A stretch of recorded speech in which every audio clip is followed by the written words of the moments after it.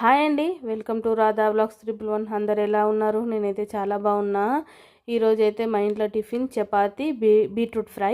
ఎప్పుడైనా బీట్రూట్ని ముక్కలు ముక్కలుగా కోసి ఫ్రై చేస్తా, కొంచెం ఆయిల్ ఎక్కువ వేసి. ఈసారి అలా కాకుండా కొంచెం ఆయిల్తోనే తురిమి ఫ్రై అయితే చేసిన. టేస్ట్ అయితే బాగానే ఉంది. అందులోకి చపాతి అన్నమాట. పొద్దున్నే అన్ని పనులు చేసుకొని కిచెన్లోకి వచ్చి కిచెన్లో ఏ పని లేకుండా ఖాళీ వంట చేయడం ఒకటే ఉంటే ప్రశాంతంగా అనిపిస్తుంది. అలా కాకుండా ఎక్కడ పని అక్కడ ఉంటే చాలా అంటే చాలా చిరాకు వస్తుంది.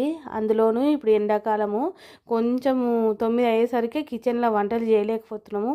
అంత ఎండగా ఉంటుంది. ఇప్పుడైతే మా ఆయన అయితే రోజు టిఫిన్ చేయమంటాడు. మధ్యాహ్నం అయితే అన్నం తింటాడు 3-4 గంటల కదా. నైట్కి అయితే 2 చపాతీలు అట్లా తినేసి ఉంటాడు మా ఆయన. కానీ మిక్సీ అయితే అస్సలు బాగాలేదు నాది. నేను ఏదైనా దోశకు కానీ ఇడ్లీకి కానీ ఏదైనా మిక్సీ పడితే మగ్గల్లి గెల్లంతా వినిపిస్తుంది, బర్రమని సౌండ్. ఇంతకుముందు ఒకసారి రిపేర్ అయితే చేయించుకొచ్చిండు. కొత్తది కొందామంటే ఒకసారి రిపేర్ చేయించుకొచ్చిండు. ఇప్పుడు మళ్ళీ నేను కొత్తది కొందామంటే సరే చూద్దాంలే, ఇప్పుడు నడుస్తుంది కదా అట్లనే నడిపి అని అంటుండు. మా అక్క ఈ వీడియో కనుక చూస్తే నువ్వు మిక్సీ కొను, గ్యాస్ స్టవ్ కొను. నా గ్యాస్ స్టవ్ కూడా మా చిన్నోడు పుట్టిన కొత్తలా తీసుకున్నామండి. మా చిన్నోడికి అయితే ఇప్పుడు 14 సంవత్సరాలు. ఆ 14 సంవత్సరాల నుంచి అదే స్టవ్ మెయింటైన్ చేస్తున్నా. అది చిన్నగా పెడితే ఆరిపోతుందని చెప్తే మా ఆయన అది తీసుకుపోయి అయితే ఒకసారి రిపేర్ చేయించుకొచ్చింది. కానీ కొత్త స్టవ్ అయితే కొంటలేడు. మా అక్క అదే అంటది, నువ్వు స్టవ్ కొనవు, మిక్సీ కొనవు, నువ్వు చెప్తావు కానీ కొనవు అని అంటది.